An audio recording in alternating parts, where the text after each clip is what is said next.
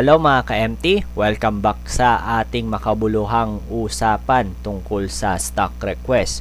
Alam nyo, medyo marami-rami ang nagre-request dito sa ating stock request, kaya ikaw, huwag ka na magpapahuli, mag-comment ka na kung meron ka mga gustong stocks or requested stocks na gusto ninyong ipa-analyze sa atin ng libre, walang bayad. So, it's up to you kung itatake mo yung advice or hindi, nasa sa inyo naman yun. Basta tayo, tumutulong tayo ng libre para at least yung iba na gustong makarinig ng ibang opinion or inputs, pwede nilang timbangin aside from their own biases. Kasi pag sarili lang nila, syempre baka may mga biases sila, gusto nilang bumili, nagiging clouded yung judgment, nagiging clouded yung decision. But before we proceed to the stock request, hingi lang siguro ako ng 1 minute or 2 minute. I need your help.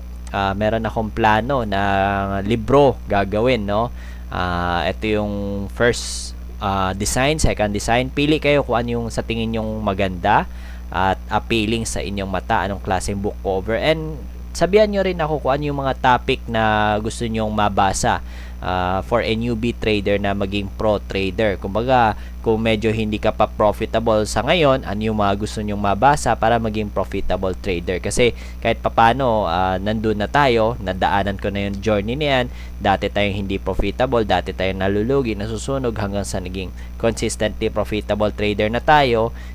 Hopefully, 'di ba, matulungan ko kayo sa maliit na paraan. So, ayan, comment kayo kung anong magandang book cover, and kung meron kayong requested topics, try natin isama or isulat para at least makatulong pa sa inyo kung may mga topics kayo na gusto nating i-discuss. Okay?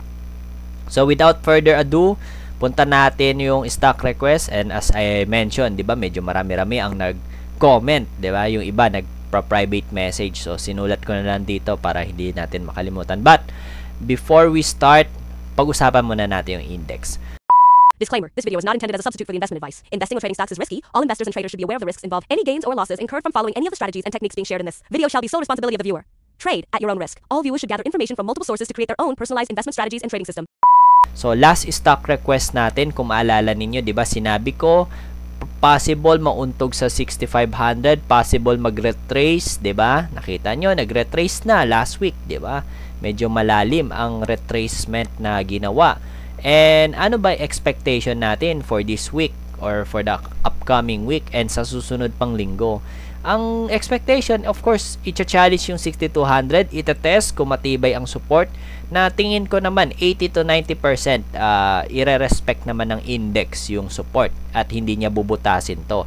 Dahil pag nabutas to, medyo alarming na yan. Magsasend yan ng mga alarms, 'di ba? So, for me, I think mag-hold tong 6,200 and magba-bounce back to back to 6,500. And kung tinatanong mo sa akin kung kailan magbe-breakout yan, siguro may 50-50 chance na mag-breakout to, probably 3rd week or 4th week of August. But we have to also remember na paparating na rin yung ghost month. So, based on my research, way back before, hanggang kung maalala ko 1980s yata or 1990s, inaral natin lahat ng mga ghost month, sa Philippine Stock Exchange and partially sa US market. 50-50 naman actually hindi naman talagang sagrado yung ghost month na talagang sinusunod, na kapag ghost month walang nag-i-invest. 50-50 meaning to say 50% chance tumataas during ghost month, 50% bumabagsak ang market during ghost month. So hindi din siya parang reliable source of information. So yan ang expectation natin for this week. Ang expectation sideways and to challenge 6,200 kung mag-hold up until next week, and then probably by 3rd week of August and up to last week of August po pwedeng mag-rally to challenge 6,500, potential breakout. Yan ang pwede mangyari. So, punta na tayo sa mga individual issues. Simulan natin kay Ma'am Cristina na nag-PM or nag-DM sa atin. DMC at AUB. Pag-usapan muna natin si DMC. Ang DMC kasi, ma'am, I don't think magandang stock to for you to buy. At as you can see, bumabagsak, pabagsak, downtrending. So, if you are planning to buy, I would not suggest to. If you are planning to sell, maybe halimbawa nabili mo dito sa 11 or somewhere dito sa taas. So, kung ganun ang nangyari, nabili mo dito, you're down around 12%. So, napapaisip ka na kung magka-cut loss ka ba o hindi. So, kung ganun ang nangyari, antayin mo at kung mag-bounce back siya from 10 pesos. Pag nag-bounce back siya hanggang 10.68, kung nabili mo somewhere here at 11.8, pwede ka na mag-cut loss, negative 10%. Kahit paano hindi masakit yung impact.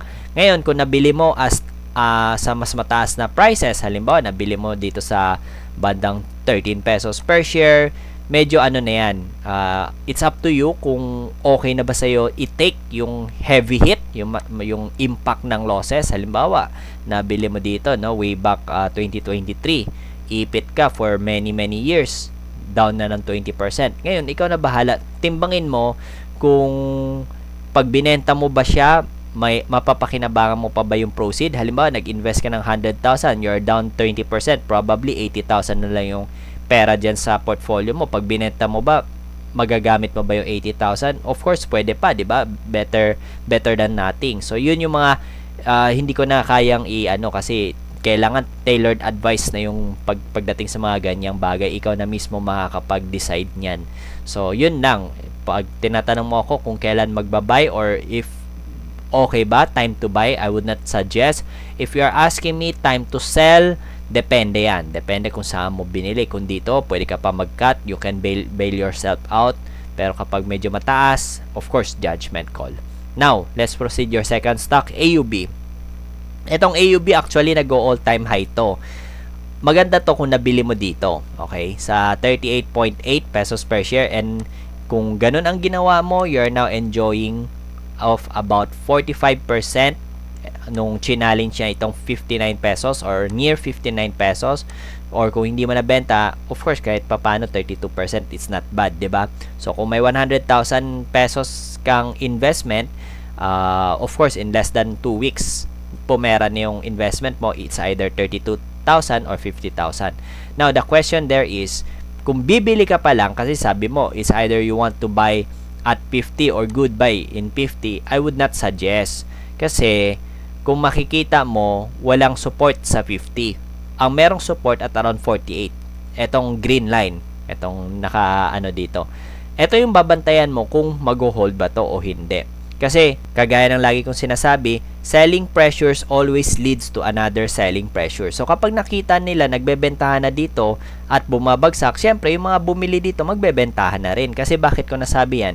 Yung mga breakout buyer na bumili dito, pwede nilang ibenta yan. Kunwari, nag-breakdown sa 47 pesos per share, pumera na sila, 22% na sila. Yung mga nakabenta sa taas, 50% gain na sila. So, hindi na yun masama. Kaya yung iba, nagbenta na, di ba? So, selling pressure leads to another selling pressure. So, domino effect yan. So, yan yung babantayan mo. Kung mag-hold ba itong 48 pesos per share. Kung hindi to mag-hold, then, alisin ko na to sa watchlist ko. Talagang aalisin ko na. Pero pag nag-hold siya, kunwari nakita mo, nagba-bounce back, matibay, pwede kang bumili and then ibato mo kagad sa 59.13 and it will yields you 22%. Be careful lang, meron dalawang dividend dito. Isang cash dividend of 1 pesos per share and then another cash dividend of 1 pesos per share. So, meaning to say, pagka may mga ganito na cash dividends, may possibility yan na mag-correct after the X date. Ayan. Yan ang mga possible na pwede mangyari. Kung makikita nyo sa ibang mga issues, after the X date, usually nagko-correct yan. Now, magkano ang ilalagay kong investment dito? I would not suggest you putting more than 250 or up to 300,000. Kasi, ang problema kay AUB, hindi siya ganun ka-liquid, madaling pumasok, mahirap umexit. How do I mean by that? Kunwari, nag-invest ako ng 1 million. Madaling pumasok, mabilis bumili. The problem there is, kapag bebenta ko na yung shares ko, it's either nalulugi na ako or magka-cash in na ako ng profit, mahihirapan akong ibenta kasi wala masyadong buyer. So, yung 1 million ko, instead na baka mabenta ko ng ngayong araw, baka po pwedeng next week, next week, di ba? Ang market pwedeng bumagsak yan, di ba? So, yun ang advantage kasi ng trading sa market. Dapat, yung liquidity is very high. Second most liquid asset nga yan eh. Ang unang most liquid is cash, then next is stock market. So dapat tinatake advantage mo yung liquidity. So since hindi nga siya ganun ka-liquid, ayoko maglagay ng napakalaking amount. Siguro kung nagsisimula ka pa lang, ikaw newbie trader up to seasoned trader at medyo maliit pa yung puhunan mo, hanggang 250, 300,000 or may 1 million kang capital, pwede ka mag-allocate ng 300,000. Pero kung medyo malaki na yung capital mo, I don't think papatulan mo pa to kasi sayang sa oras, sayang sa time, sayang sa ano. Kasi yung analysis mo sa isang stock is almost similar din with other stock na giving you a chance to invest more eh. So yun yung advice ko sa'yo. So yan yung kay AUB. I hope nakatulong yung dalawang advice ko sa'yo sa dalawang requested stock mo. Then let's move on kay Boss Moises, no? Wilcon and Converge. Okay. So let's start with Wilcon muna. Ang kagandahan dito kay Wilcon, kung nakikita mo, nagko-consolidate siya. Etong mga red line, bro, ano to eh, hard resistance, hard support. Etong mga orange line, ito lang yung midpoint. Ibig sabihin, dinivide ko lang, hinati ko lang siya sa gitna. So probably etong gitna na to, hindi yan ganun ka tibay or kunwari madaling mabutas or madaling ma-breakout, madaling ma-breakdown, di ba? So yan yung mga possible na scenarios. Pero pwede yan mag-range trade between 8 pesos to 10 pesos. So kung nakikita mo nagre-retrace siya, kasi kung makikita mo, di ba, nire-respeto niyo yung MA200, so strong resistance siya, nauuntog siya palagi. So chances are pwede mag-retrace back yan up to 8 pesos per share. Dito mo abangan. So, buy at 8 pesos, bato mo ng around 10.51 or kahit dito sa midpoint for a potential 15 to 30% profit. Yan yung pwede. Kung okay lang sa'yo mag-range trade, okay sa'yo mag-antay na medyo may katagalan. Pero kung momentum trader ka, I don't suggest it kasi may inip ka dito. Kasi aantay mo pa mag-retrace, abangan mo sa 8, sisilipin mo kung nag-hold. Pag nag-hold, nagrarally, saka ka bibili, aantay ka na mga ilang araw, titingnan mo kung mauuntog dito sa 9.5 na midpoint or baka aabot dito sa may 10.5 para ka lang kumita. But it's up to you, diba? So, healthy naman si Wilcon at I think meron siyang reversal na nangyayari.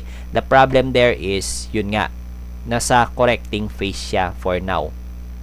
And then, ano yung isang stock mo? Wilcon and Converge, no? Sige, pag-usapan natin yung Converge. Ang problema kay Converge, as you can see, Boss Moises, no? Nag-breakdown na siya ng 19.2, which is a quite significant support, no? And MA200.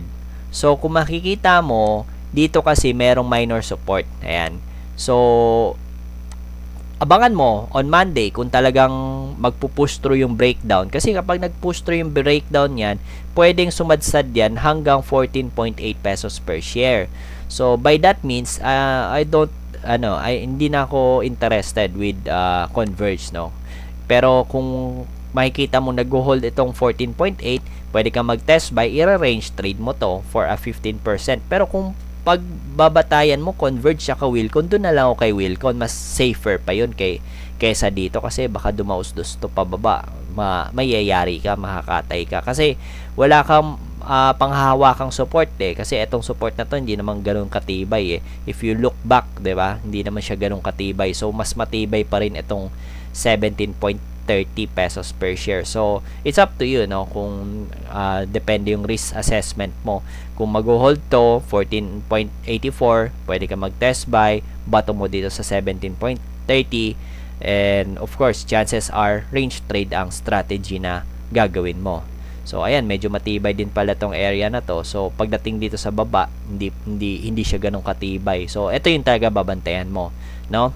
So I hope nakatulong, Boss Moises, no? Then let's proceed to the last issue kay Boss Tony Lim, JGS. Okay. With JGS naman, ang nakikita kong ano siya kanya issue is there is negative divergence here. So pwede mag-correct. So kung dodrawingan natin to, 'di ba? Merong resistance sa area na to, nauuntog siya. Revelations na sa Monday, kung ano ang moment of truth, ika nga nila, kung magbe-breakout ba siya or magpo-pullback. So kapag nag-pullback, expect mo baka saluhin mo dito sa may 18.30 pesos per share kasi may support dito. Kung nag-breakout siya, pwede kang mag-test buy, bumili, ibato mo dito. So either way, kapag breakout buyer ka, bili ka dito, bato mo ng 28.7 pesos per share, you will be profiting around 30%. Okay? Medyo matagalan nga lang to. Siguro mga 2 months, 3 months na antayan, 'di ba? Kung makikita mo to, nag-aantay ka ng ganong katagal, no? So, kung pupuntahan natin yung dito, no? Bilangin natin yung araw, So, halimbawa, from this point, kunwari this point up to this point, 68 bars, 104 days. So, meaning to say 3 months. So, medyo matagal-tagal na antayan. Tapos, nag-retrace dito, 'di ba? Kung makikita mo, from this point, ito, hanggang dito, nag-retrace. So, 1 month. So, kung retracement ang gagawin nito, probably September mo pa malalaman kung mag-hold itong 18.34. Kung magte-test buy ka at i-challenge niya yung ito, 20%, bibilangan mo na naman ng araw ito, tingnan mo bibilangan mo ng araw to hanggang dito, so almost 1 month kasi 23 days, so 1 month pababa, 1 month pataas, 'di ba?